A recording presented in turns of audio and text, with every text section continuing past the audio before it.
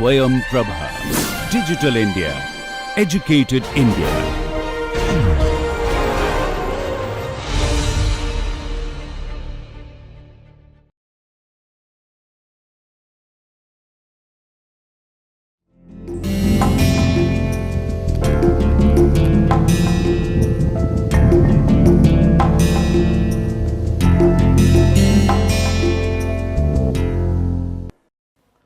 Good morning friends. So today we are going to take up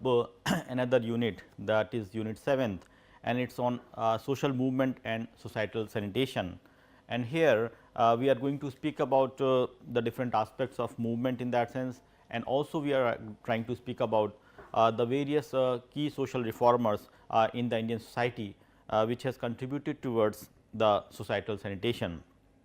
And apart from that, I think we are also going to speak about certain issues which are having the practicality with regard to the Indian society. So, I think when we try to speak about the issue of movement, many things comes in our mind, and the most important thing is that we try to speak about that Indian society is marked by the presence of cultural diversity, and the social reforms in that sense, which is seen as associated at both the levels, either it is at regional or at the national level. It has to be emphasized that no sanitation is larger than the societal sanitation, and that of course is the major agenda which I have taken into consideration, that sanitation canvas has to be enhanced, and for that I think the social conditioning of Indian society is to be seen as an interplay between the historical events and the prominent thinkers, how they have set the tones with regard to the understanding of tradition in the modern society. It is to be emphasized that the social movement are the outcome of the societal upheavals, and we try to see that it leads to the societal transformation. Thus, we have to understand the meaning of social movement, that of course is our first priority, and when we try to speak about that, the basic idea is that what the social movement means. I think the very essence of social movement in that sense tries to speak about the question of social transformation. I think when we try to speak about the movement, the basic idea in that sense is that it has to bring about the drastic change in the society, and here the social reform initiatives which has been done by the various social reformers are going to be important. As we know that there have been certain bottlenecks which have been associated with the Indian society, and for that I think there has been certain contribution by various leaders in that sense, the social thinkers, which tries to contribute towards the understanding about the whole issue. Now, the most important thing is that in order to have the survival of the good society, I think the change is desired and required in that sense, and for that we have to speak about that societal sanitation in that sense has to be seen in the historical framework. And most important is that what has been the attempt which has been made, and the basic idea in that sense of course is that it tries to concentrate only on the central philosophy of and the ideas of thinkers, and through that we try to see that what are the nuances of the Indian society. Now, to understand the social movement, we can say that it has to be seen as something which is purposeful, it is something which is organized, it is something which is striving for the specific common goals, and more than that these groups in that sense which are trying to create a change, they try to resist the change, or also they try to bring about the political voices, and in that way we try to see that social movement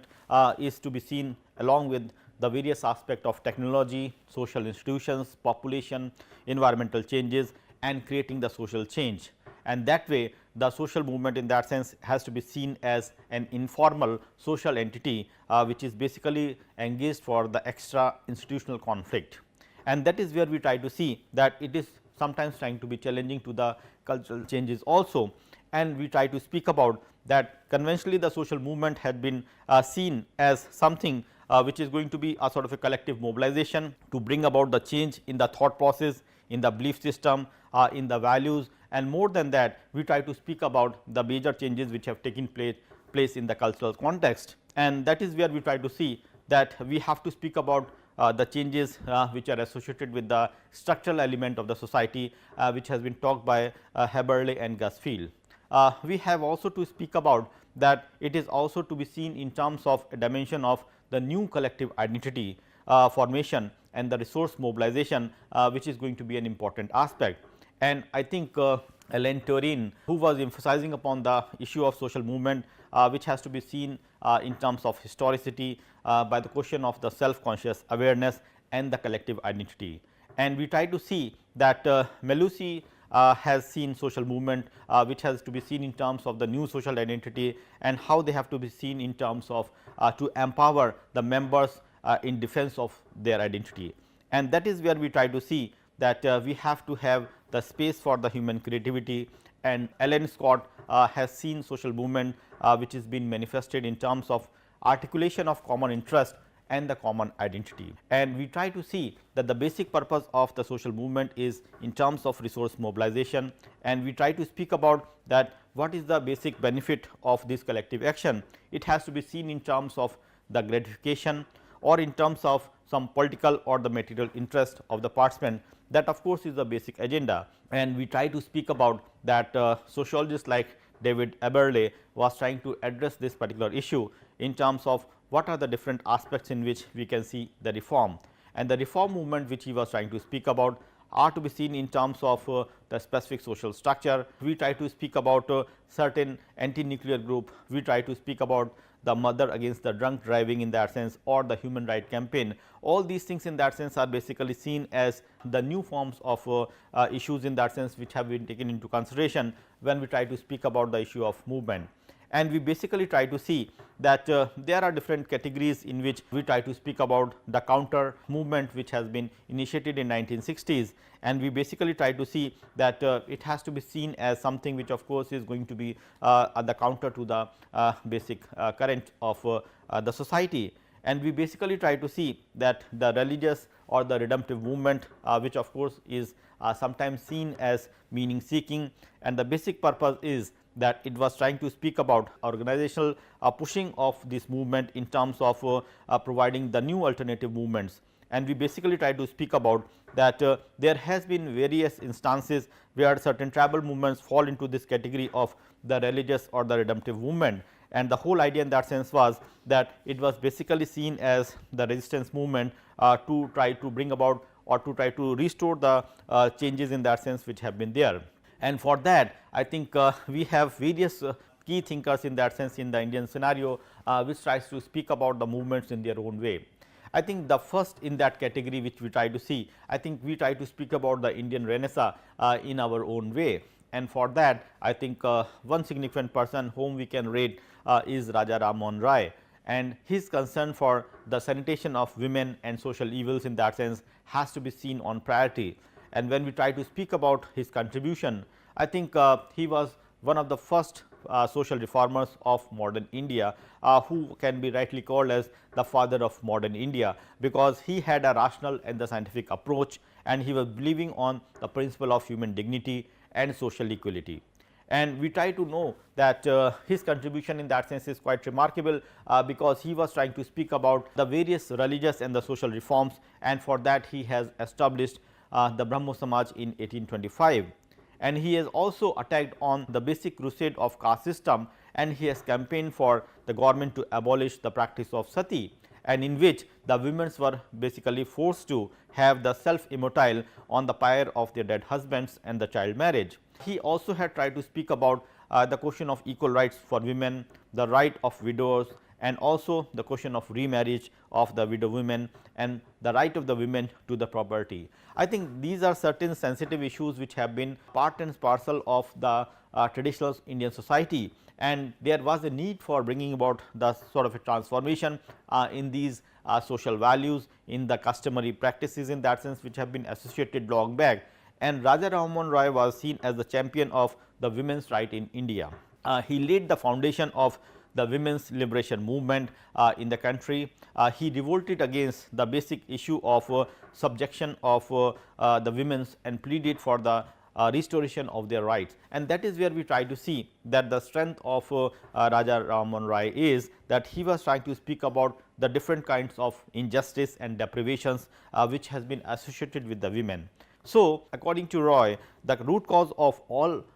round deterioration of Hindu women are the complete denial of their property rights, and where he was trying to see that the Hindu girl was not given the traditional right to the share with her brothers with regard to the property of their deceased father. And that is where we try to see that the married Hindu woman was refused the right to share with her sons, and the property left over was given by the deceased husband. So, we try to see that Raja Ram Mohan Roy was best known for his agitation against the sati system. It was basically seen as a practice among the Hindu communities. I think there has been traditionality which has been associated with the issue of Raja Ram Mohan Roy's contribution, because when he was trying to speak about these things, I think it was not even what you can say visualized, or it was not even been thought of that these sort of arguments can be raised in that sense, and that too which has been raised by an Indian scholar. So, that way I think we try to rate Raja Ram Mohan Roy as one of the pioneer in that sense, who had tried to see things very differently. Even when he was trying to speak about his brother's widow, who was cruelly forced to commit sati in 1812, and then he was unable to stop that, and that is where I think Roy set his mind to abolish this practice. And among his actions, he visited Calcutta's cremation ground to persuade women not to die for the cause. And he has also saw various practices in that sense which have been there, and in 1829 he was trying to speak about formally banning the Bengal presidency's lands, and then the governor Lord William Bentinck in that sense was supporting him, and he was basically trying to speak about certain issues in that sense where he can speak about the question of ban of sati, and that was seen as one of the most remarkable contribution. So, that way I think the contribution of Raja Ram Mohan Roy as a societal sanitary component in that sense is going to be important, because he was trying to bring about the changeology in the life of the women in that sense. He was basically trying to speak about the cause for the child marriage in that sense, and the concern for widow, and these are certain things in that sense which are seen as one of the important aspect of what you can say the traditionality of the Indian society, and also it was basically seen as something which is related to the old customary practices which should have been banned long back. But I think people were not even thinking about that these possibilities can be there, whereby these sort of concerns can be taken into consideration, and Raja Ram Mohan Roy has taken the lead, and he was that way considered to be one of the pioneer who was trying to speak about the question of abolishing these aspects. And I think through Brahmo Samaj he was trying to create the new order, and that is where we try to see his contribution lies. And I think we try to see as one of the pioneer person who had tried to speak about the question of Indian Renaissance in a specific framework. The next in the line is Swami Dayanand Saraswati, who was considered to be an important pioneer in terms of the sanitation of Hinduism. And I think when we try to speak about the contribution of Swami Dayanand Saraswati, he was considered to be the important radical socio-religious reformers, and we try to speak about that he has founded the Arya Samaj, and it was basically meant for providing the egalitarian approach of the Veda at that period of time, and the widespread castes which has been prevalent in the society. He wanted to have a certain amount of interpretation to the reforms with regard to the stagnant Hindu thoughts, and he has put wonderful work with regard to Satya Prakash, that is the light of truth, and where he was trying to speak about various issues which has something to do with the sanitation of the Hinduism. And he was profoundly quoted that the Vedas and the religious texts, they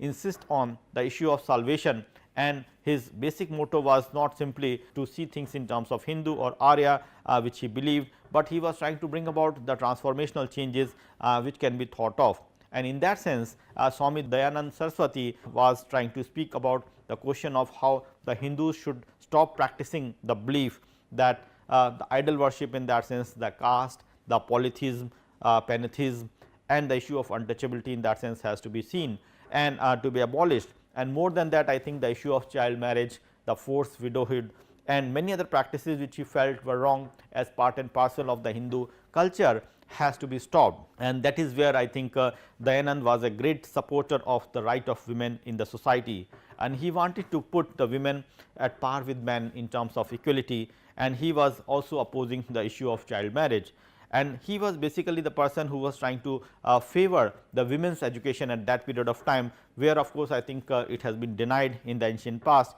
and we try to speak about that he had advocated the Niyog system, and the idea according to him was neither strange nor immoral, and he was basically trying to speak about that how the Hindu orthodoxy is going to justify this particular belief in these orthodoxy practices. And that way we try to see that Swami Dayanand Saraswati, he tried to condemn the basic issue of the Parda system, the child marriage and the illiteracy among women. I think these are certain basic issues which we try to see are going to be crucial, which have been seen as the important bottlenecks for the Indian society. I think the evils associated with the women in terms of lacking them for participation in the equal partnership with the men in the social life, that was one important aspect, and he has that way advocated the complete emancipation of women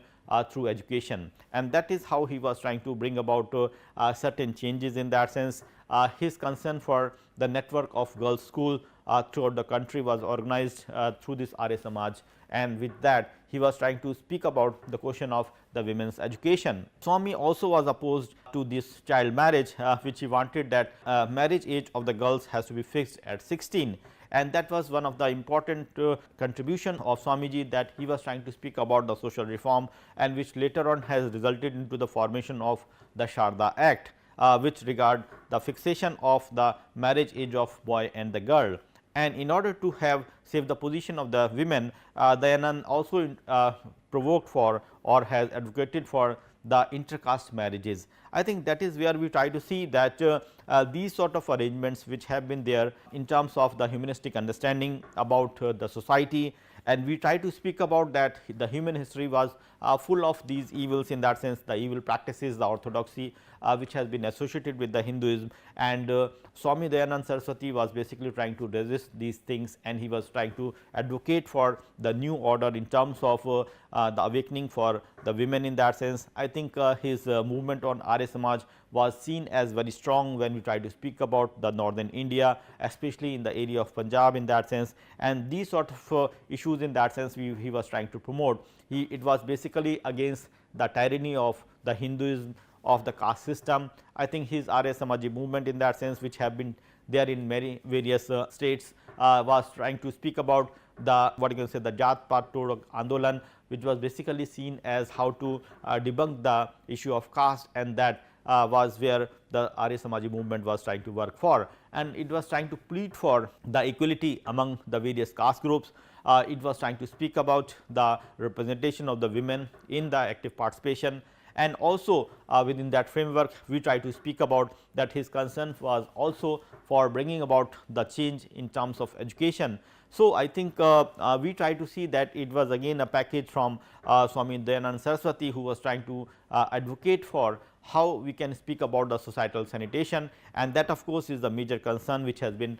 put forth by Swami Dayanand Saraswati. The next person, the next key social reformers which we can put in this framework is Ramaswamy Naikar, who was been considered as the sanitation of Brahmanism itself, and that is where we try to see that Naikar's contribution in that sense has to be seen as something which of course is non-conformist as such. He was an atheist, and he was basically seen as a social reformer and as an educator, and more importantly his concern in that sense was based on the rational thinking, and the whole idea in that sense was he was trying to equate the social movement with the issue of poverty, with the race with the caste, and he had formulated the famous movement which is called as the Dravidian movement to fight against the domination of Aryans, which has basically led to the domination of the Brahminical ideology. And that way I think he was one of a pioneer in that sense, who was trying to speak about the anti Brahmin movement, and the whole idea in that sense was that it was something which of course has been at par with the Satyashodak movement of Jyotiba Phule at certain period of time in Maharashtra. And we try to see that Naikar's movement which has continued to represent the strong Tamil reaction to the Brahminical culture, and where the Tamil identity in that sense was seen as prominent with regard to the issue of how they can challenge the Brahminical ideology and the Brahminical hegemony, and that is where we try to see that his attempt for joining the Vaikam Satyagraha for the Harijan temple entry in the neighboring areas of Travancore state was seen as something which is remarkable. And he was basically trying to argue for, and he has an disenchantment with the Gandhi's contribution of various issues in that sense. An ashram in Cheran Mahadevi named as after Gandhi's practices of discrimination against the non-Brahmin, especially the Harijan children, was being taken into consideration. And Naikar's campaign in that sense took the form of crusade against the caste-ridden Hinduism. The Brahminical priest was the symbol of target in that sense, and it was a revolt against the so-called ritualistic religion and the hierarchical structure which has been built. So, virtually we try to see that Robert Ingalls, who was basically seen as Naikar was been rendered him into the Tamil literature in that sense. It chose to attack the casteism with Hinduism in that sense and had sanctified it. And Naikar that way has founded the Tamil journal Kodiyarsu, which was seen as one of an important journal in that sense in terms of the revolutionary ideas. He was also trying to speak about certain other issues which are related to Vidyuthalai, that is the art of liberation in that sense as such, or the common sense or the discernment. And that is where we try to see that he continues to speak about the radical ideas in that sense. He was basically involved with regard to providing the Justice Party in terms of a non-Brahmin caste groups trying to be the leader in that sense, and his concern in that sense was basically seen as something which has to be seen as anti-religious or anti-Hindu, and that way I think Naikar's movement was basically seen as a liberation of the non-Brahmin masses from the cultural domination of the upper caste, including the Brahminism as such. So, we try to see that the Justice Party which has secured the significant number was basically seen as a non-Brahminical party, and it has to show certain negative identity in terms of being projection against the domination of the Brahminical culture. So, that way we try to see that he described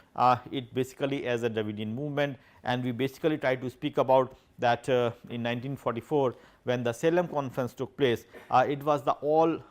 Tamil body which has come into picture, and it split into the two, and then I think Naikar has gone for another wing, that is Dravida Kazhagam, who was basically seen as another part of this party,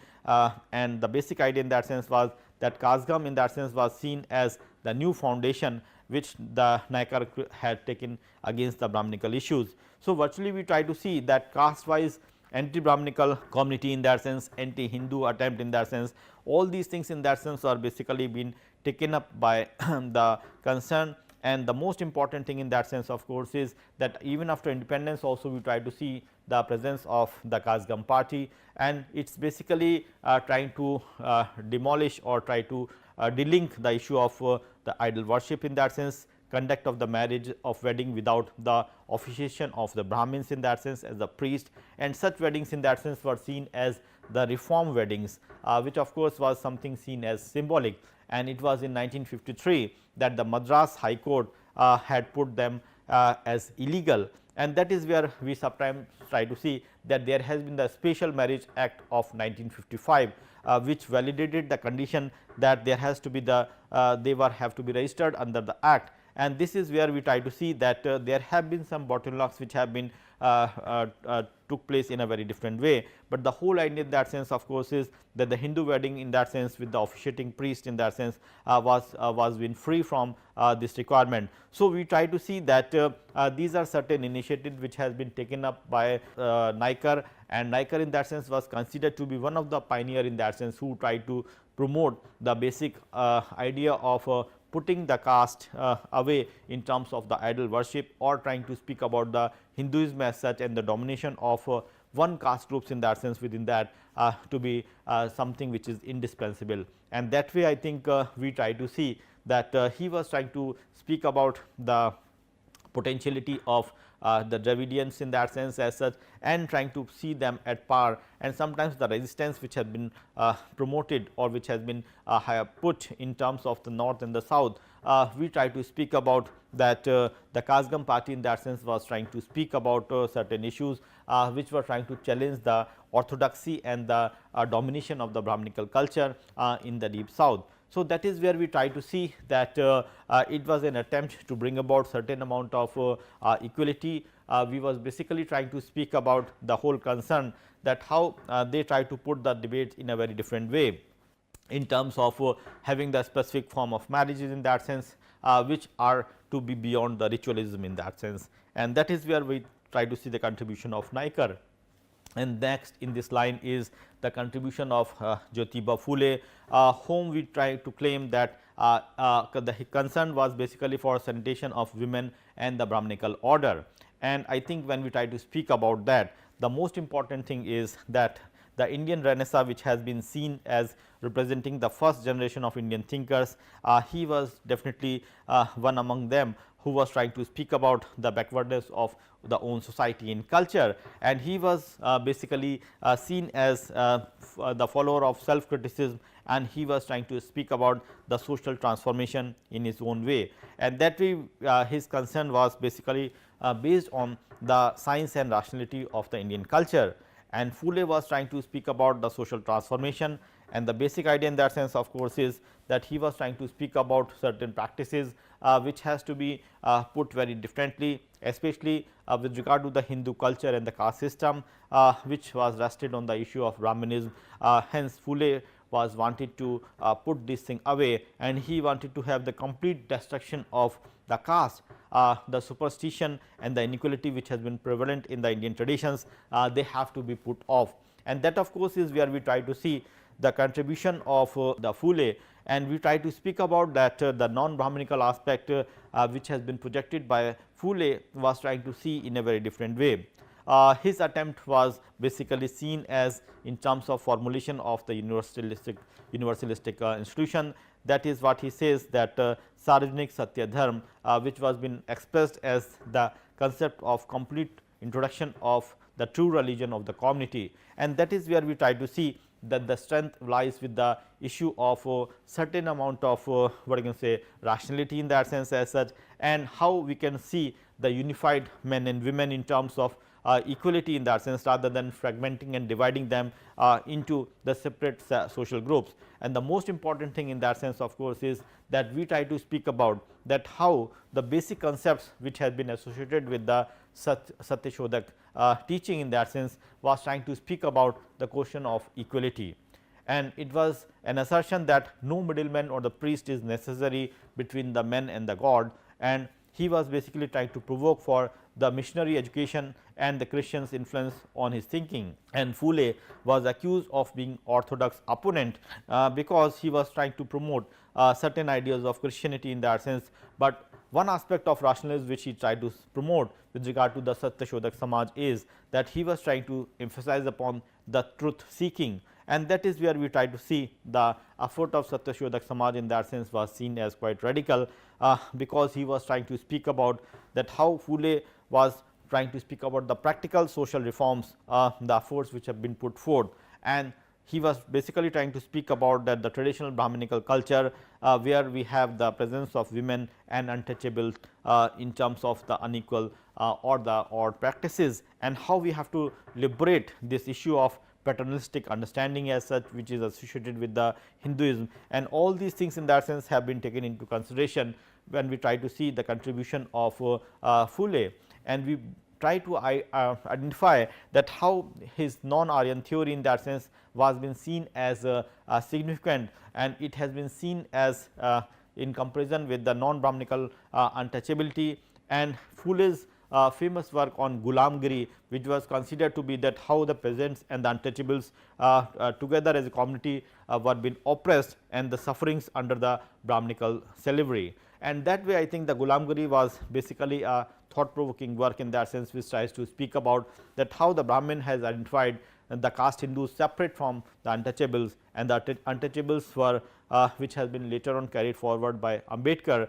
in a specific way. And that way we try to see that his concern was towards the women liberation, and he was basically trying to provoke the whole idea of the women's education in that sense as such, and also his concern was that we have to see that how the male social reformers in the history can provide the respect for the women, and that is what he tries to put things in practices also. And we try to speak about that the contribution of Jyotiba Phule in that sense is quite remarkable, because he tried to provoke and promote the basic idea of providing education to the girl child, and that of course is what now we try to see in terms of Beti Padhao and Beti Bachao Andolan, and all these aspects in that sense has some bearings with regard to the historical transformation which took place, and that is where we try to see the strength of the work lies. The next key thinker in that sense which we can promote and which we can just speak about in terms of the societal transformation is none other than Mahatma Gandhi, who was considered to be concerned for the sanitation of the lower caste, of the social evils and the Hinduism in general. And I think when we try to speak about Gandhi in that sense as such, he has the connect with regard to the issue of scavenging. I think we have discussed about that particular issue when we have talked about the situation of the ramifications of the sanitation with regard to the Indian scenario in that sense. There also we try to discuss about the contribution of Gandhi directly and indirectly, especially the work of Bindeshwar Pathak which we have referred. And most important in that sense of course is that Gandhi was calling the scavenging as one of the most honorable occupation, and that is where we try to see that he was trying to speak about the question of dignity for the lowest group, and Gandhiji wanted to bring about the change in the attitude of the upper caste towards the manual scavenging, and somewhere he was trying to refer to the term Harijan, meaning the children of God, for the manual scavengers, and that is where we try to see that it was not that unclean occupation which he was trying to refer to, but the way the scavengers was like the Brahmins in that sense, they were basically the sanitation of the soul which the Brahmin does, and the scavengers does the sanitation of the body, and that is where we try to see the sort of the linkage which he was trying to promote, and he was trying to speak about that how the mother handled the dirt, the faces of her child, and the similar way in that sense as she cannot be considered to be unclean. And Gandhi said that he was trying to speak about one of his work, that is the ideal Bhangi, in terms of his contribution in 1936 as an article in the work Harijan, and Gandhi has thought about these things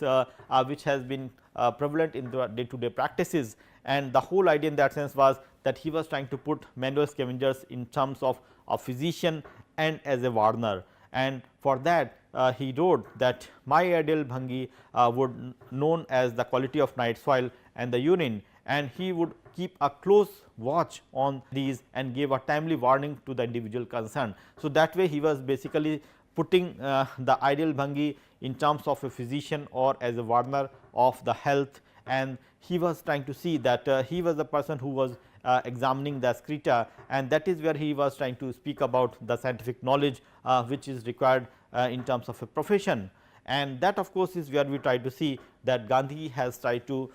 put the profession in terms of dignified way and as an specialist, or sometimes in terms of a scientific temperament, and that is where we try to see Gandhi's contribution is going to be quite significant. And then I think we try to speak about the concern for the village in that sense as such, which of course was seen as one of the brainchild of Gandhi to bring about the reforms in the villages and to see the village in terms of an Indian civilization. And for that we try to see that Indian village, what he tried to see in terms of a typical life, was to be seen as something which is going to bring about certain changes, especially when we try to speak about the whole question of how the village are to be represented in the British colonial rule. He was trying to put it in terms of how the villages are to be seen as the spirit of the Indian society, and for that I think he was somewhere concerned about that the practices of untouchability and the general lack of cleanliness, which is going to be an important issue, and for that he was trying to compare to the cities where the people were educated and broad minded to the little extent at least, and untouchability was seen as a more serious problem in the village, and which were the center of orthodoxy. And that way he was trying to criticize the traditional village life, and he was trying to speak about that how we have to see the consequences of these in the urban influence, and that is where we try to see that he was trying to compare the cities where the peoples were to be educated and broad minded, and to a greater extent in that sense we try to see that the problem of untouchability in that sense was seen as a serious problem in the villages. And that of course, is where he was trying to speak about the reforms, where we have to see that the lack of hygiene and sanitation were considered as two important things in that sense, which he was trying to speak about with regard to the villages. And that of course, is where he was trying to speak about the whole idea of cleanliness. And somewhere I think we had to see that this Swachhta which has been created by Gandhi in terms of maintenance of cleanliness was seen as the mission mode for the various government. In the present government in that sense is trying to speak about the Gandhi's mission of cleanliness in that sense, which is been seen as in practice in the coming years. And that is where we try to see that his idea of an alternative India which Gandhi tried to provoke is been written in Harijan, and his idea of change in terms of the contribution has been what he has written in Harijan in 1942, that my idea of village Swaraj is that it is completely republic, independent of its neighbor for its own vital wants, and yet interdependent for many others, in which the dependency is necessity. Thus, every villager's first concern will be to grow its own food crop and cotton for its cloth, and then if there is a more land available, it will grow the useful money crops. Thus, basically he was trying to exclude the issue of ganja, tobacco, opium and the other things, and he was trying to speak about the education which is going to be compulsory up to the final basic course, and he was trying to provoke that how we can speak about the graded untouchability which is prevalent, and he was trying to speak about that the government of the village will be conducted by the panchayat of 5, and who are going to be seen in terms of the real model of the village, which he was trying to speak about in terms of panchayati raj system in his own way. And his concern was to bring about the true democracy with regard to the villages, and for that I think his contribution is quite significant, because Gandhi was trying to speak about the democratic decentralization which has been taken into consideration and has been put forth in the Indian constitution, and gradually we had the advent of this 73rd and 74th amendment. So, that way I think Gandhi's contribution, either it is in terms of the village Swaraj, or in terms of the concern for Hinduism in that sense, or his concern for the scavengers or the lower caste, all these things in that sense were quite prominent, and his concern for the women in general in that sense in terms of upliftment, all these issues in that sense was which was seen as the brainchild of Gandhi, and that way his concern was basically meant for how the social reform in that sense is going to be seen within. And that is where we try to see that his concern was to bring about the change in the Hinduism within, and that is where he wanted to reinvent Hinduism as such. So, I think somewhere we try to see that Gandhi's attempt in that sense was trying to encompass the various facets of life, his concern for the tribal upliftment, his concern for the women's upliftment, his concern for the so called education for women in that sense as such, or his concern for the various communities in terms of the orthodoxy Hinduism. All these things in that sense were considered to be quite significant, and he can be seen as the real messiah of the social sanitation or the societal sanitation, which of course is going to be an important issue. And I think in extension to that, if you try to see another person who can be thought of in terms of the social reform, in terms of the societal sanitation, is the contribution of Rabindranath Tagore, and his concern was I think based on something which was Gandhi was speaking about, is village Swaraj, and his sanitation in that sense was related to the agrarian society to the larger extent. And we basically try to see that Rabindranath Tagore's pioneering experiment was to promote the collective grassroots initiative which he was trying to promote in the rural West Bengal starting in 1920s. And there I think we try to see that his concern was based on the motivated philosophy of the human being and the question of national independence and the development which has to be seen in terms of self reliant participatory development. That of course was the important thing which he has emphasized. And in 1890s at the age of 30, when Tagore was assigned the responsibility for running the family estate, that is the zamindari in his own village in district Pabna, he himself went to the town, and Tagore established the deep contact with the villages and the village life, and through that he had based his understanding on experiment of the self reliant village in the development. And he advocated in terms of his speeches in the formation of one or more village community in terms of Palli Samaj, and to take charge of the cooperative based collective self development. So, the idea of cooperatives in that sense was one bigger initiatives, and the cooperative were to take the charge of the literacy for all. That of course, was one important thing which he was trying to promote, and he was trying to speak about the local industries, he was trying to speak about the community health care, the recreation, the safe drinking water, the model farming, collective paddy stores, domestic industry based work for the women, and the other campaign for against the drinking of liquor. So, all these things in that sense, if you try to see, are seen as the major source of evils which he was trying to see, and the sort of setbacks which have been there with the Indian society, especially the rural India. He was trying to speak about that if the villages in India can be transformed, definitely we can speak about the better future for India, and that is where he was trying to put the changes in terms of speaking about certain amount of transformation in the village life, and for that he was basically trying to speak about the village in terms of the self reliant village development. Now, I think we try to speak about how the villages are to be put at par with urban, but at that period of time itself he was trying to speak about the self reliant village development in terms of the three places, that is Shiladha, Kaligram and Sri Niketan, the three ideal places in that sense which he was trying to put in terms of that self reliant village development. And Tagore in that sense has introduced the system of the loans for the poor peasants who were traditionally burdened with the heavy debt in the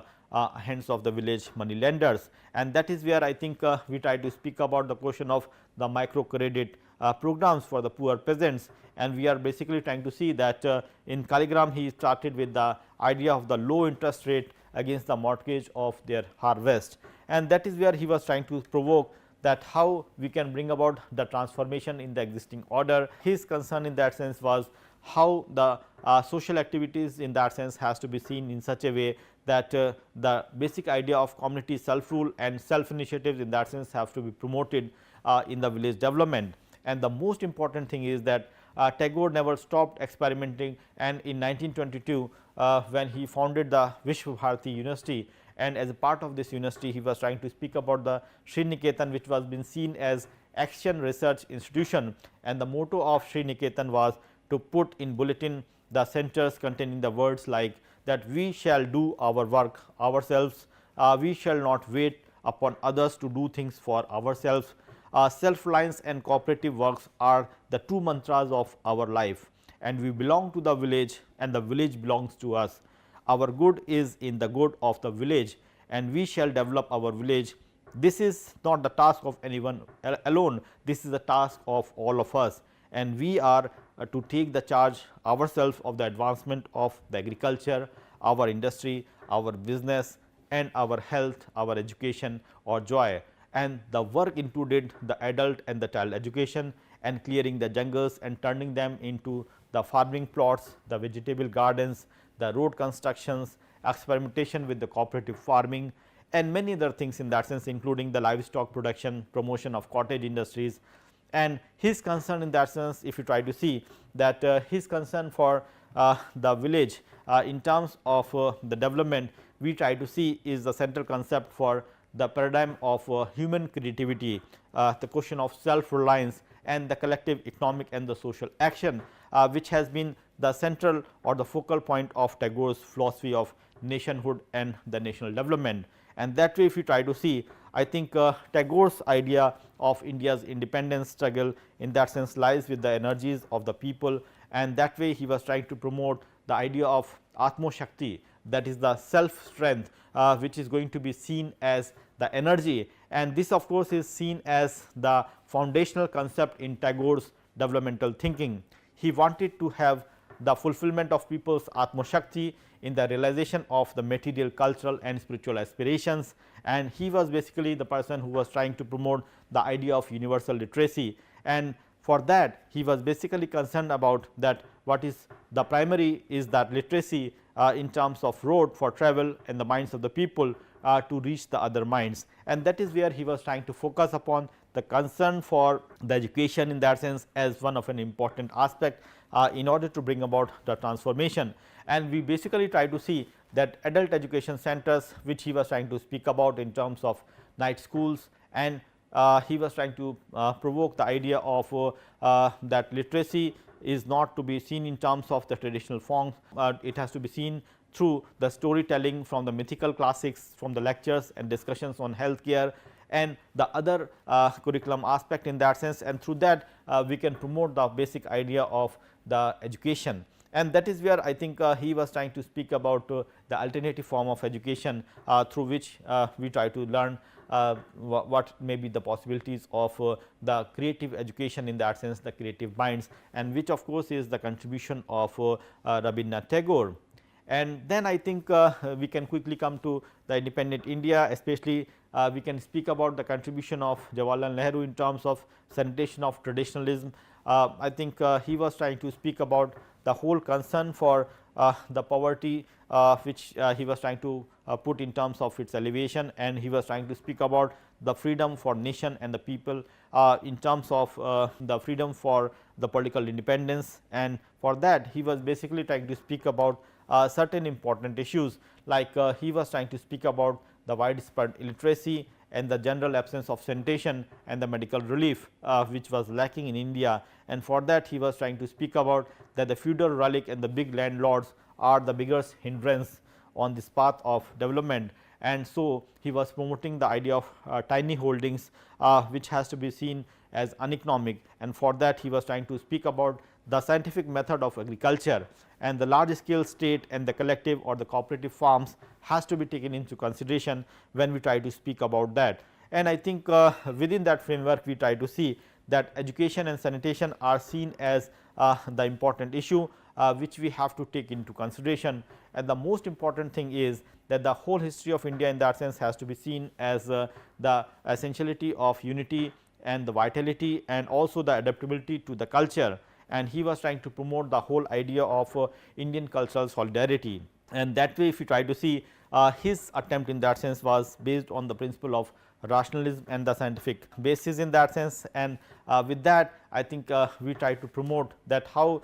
he has been seen as one of the important pioneer who try to speak about the science which has to be, which was dominating in the western world, has to be seen as important when we try to speak about the Indian scenario, and his concern was towards the various aspects which are related to the issue of the human growth with the scientific knowledge in terms of the scientific humanism, that of course is where he was trying to speak about. So his concern for the society in that sense was for the perfection what Tagore says is that savage and mental civilized, that of course is how he was trying to put the contribution of Nehru, and we try to speak about the perfection is to be seen beyond, and we basically try to speak about that with regard to the urban life. Nehru was trying to speak about the unstable society which gradually lose its vitality, and the most important thing is that he was trying to speak about the divorce from the soil from the god earth, and he was trying to see things in a different way. So Gandhi Nehru's philosophy and vision was shaped by the tribal policy of 1950s which of course has been landmark with regard to the integration, and that was one important aspect which Nehru tried to work for, and gradually we try to see that people should develop about the line of their own genius, tribal rights in the lands are to be given in that sense, and then he was also trying to promote the idea of the question of the money spent in terms of quality of human character which has to be evolved. And I think apart from that we have another significant thinker in that sense whom we can rate is one of the champion of the sanitation in terms of the real upliftment of the lower caste, that is B. R. Ambedkar, and his contribution in that sense lies with the sanitation of the lower caste and the Hindu social order. I think trying to speak about Ambedkar's contribution, we try to speak about that how he was trying to speak about the changes which has to be there, especially his Ambedkar achievement was virtually to be seen in terms of how he was trying to vow of ridding the untouchability and the inhuman injustice which has been prevalent, and he was trying to attack on the various issues in that sense as such, and trying to see that how we can speak about the changes in the structure, and especially he was seen as the modern Manu who was trying to be the savior for the oppressed, and the basic idea in that sense was that he was trying to speak about that how the things are to be put differently, especially when we try to speak about his contribution. I think he was the person who was fighting for the cause of Dalits in that sense, and his movement in that sense was not simply the untouchable removal, rather it was a self reform also, and especially these things have been reflected through his Bahar movement which took place in the 19th century. And the important thing is that Ambedkar realized that the identification of Indian culture has to be seen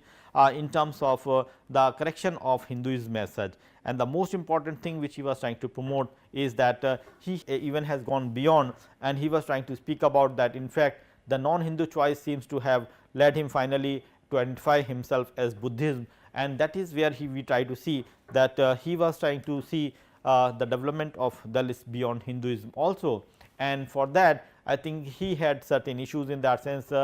which always was in tussle with the Gandhi's ideology in that sense. To some extent Ambedkar appeared as the leader of untouchability in Maharashtra by 1920s. He had seen the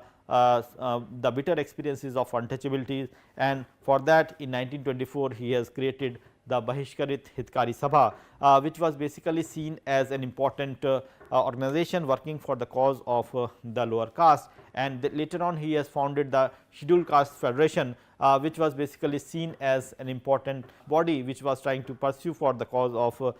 the lower caste. And then I think Ambedkar, who organized the Satyagraha in terms of the public lake at Mahar, and this Mahar Satyagraha in that sense in 1927, which was free of all the communities in that sense. It was basically the case in which the peoples who have been banned from taking water in that sense. So, he has raised the campaign, and similarly he has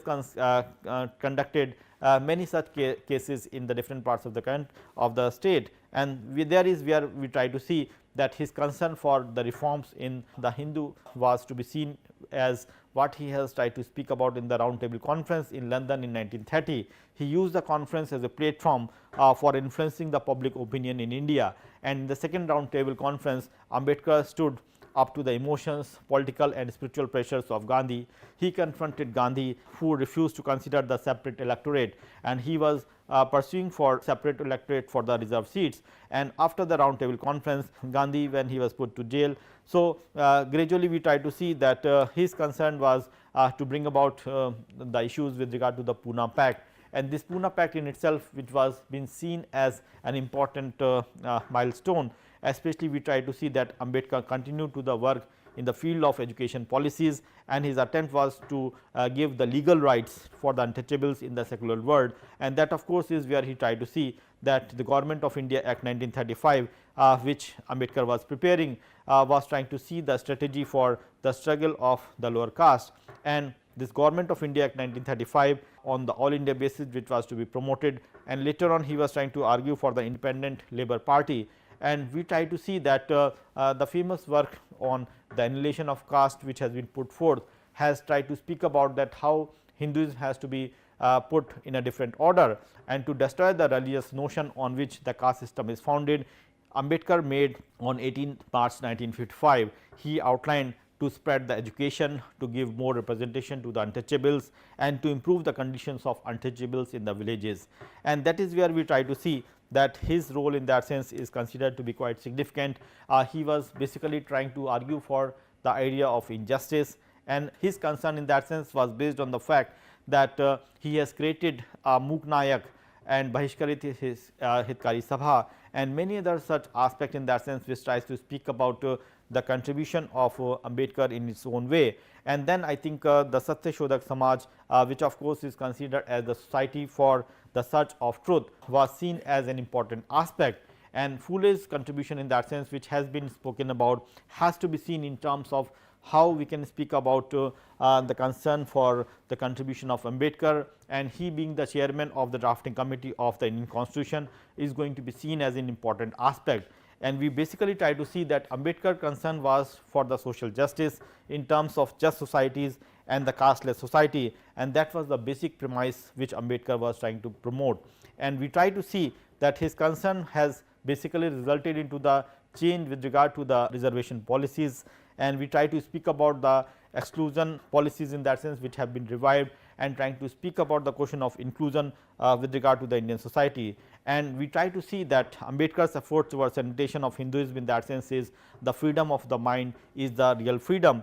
and person whose mind is not free may not come out from the chains, and that is where we try to see that his concern for social philosophy was based on the three words, that is the liberty, equality and fraternity, and that is how he tried to see that caste cannot be abolished by the inter-caste dinners. Rather, he was trying to speak about the inter-caste marriages as one of the solutions to the whole issue, and Ambedkar's effort towards the sanitation of women again is going to be important, because he was trying to pursue for that how the upliftment of the women can be seen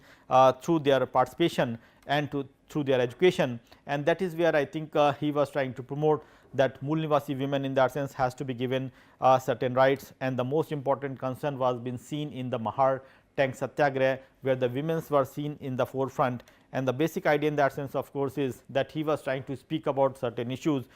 which is going to be detrimental with regard to the development of the women in general, and that is where we try to see that his concern for the understanding of the upliftment of the Dalits and the women in that sense was seen as one important marker for the safeguarding the interest of the scheduled caste, and for that I think we try to speak about various concerns which he had carried forward, and I think since we try to see his contribution is based on certain facts which is going to be quite detrimental, and quickly I think we can say another person in that sense whom we can say is going to be crucial with regard to this issue of the sanitation is Ram Manohar Lohia, and his concern for sanitation of social ideology in that sense is going to be important. And I think quickly if we try to see, we can speak about his concern for how women in that sense has to be treated equal, and I think Ram Manohar Lohia's idea in that sense was to be seen in terms of the dynamic freedom fighter, and his concern for humanitization and for the modern knowledge was seen as one important aspect, and the most important contribution which has been promoted by him was the idea of the 7 revolution. And what are that? Basically it is the equality between the men and the women against the political, economic and spiritual inequality, and based on the against the inequality between the backward and the high groups in that sense, against the forest enslavement and the freedom, for the economic equality and the plant production, and for against the unjust encroachment on the private life of the democratic method, and lastly the against the weapons and for the satyagraha. I think that is where we try to see the contribution of Lohia is, and the basic idea in that sense of course is he was trying to speak about the revolution which is going to be an important issue. And quickly we can speak about the Kanchiran's contribution in terms of sanitation of Bahujan in that sense, which he was trying to see in terms of the reforms, and the most important thing in that sense of course is that he was trying to speak about certain important issues with regard to the formation of the Bahujan Samaj Party, and for that I think his contribution is going to be significant in terms of the formation of BAMSAFE, which he was trying to float in 1984. And the basic idea in that sense of course is that he had spoken for the DS4 as an important aspect for the upliftment of the Bahujan Samaj Party, and Kanchiram that way I think is considered to be challenger in terms of who had given the concept of Majboor Sarkar, dependent government, and then he tried to provoke for the Majboot Sarkar towards a strong government, and that is where he was trying to speak about the contribution of the lower caste in that sense and their contribution towards the societal reforms. I think these are certain things which we have to take into consideration, but the most important aspect of course is that we have to see that how these things have to be put differently. The contribution of Ramaswamy Naikar or Periyar for that sake, or maybe trying to speak about the whole issue is going to be quite significant. I think there is no end to the issue of key thinkers in that sense. In contemporary scenario, we try to speak about the contribution of Narendra Modi, our honorable Prime Minister, who is trying to speak a lot about the societal reform in terms of bringing about the representation of women in the constitutional framework. He is trying to promote the idea of putting the last first in terms of representing the president who belongs to the scheduled tribes as the leader of the topmost leader of India, and apart from that his concern for the Beti Bachao, and also his concern for the so called marginalized is going to be quite significant. And the most important thing is that he is trying to promote the whole idea of Swachhta in terms of the societal reform, political reforms, and many other things. I think, friends, these are certain things which we have to take into consideration, but the important aspect of course is that we may have galaxies of scholars which can work for this particular aspect, but the important thing in that sense of course is that these key thinkers and the contribution in that sense is going to be significant when we try to speak about the sanitation in terms of the societal sanitation, which is going to be important. So, with this I think let us stop it here, and we will try to speak about certain other issues in the coming lectures. Thank you for the patience listening.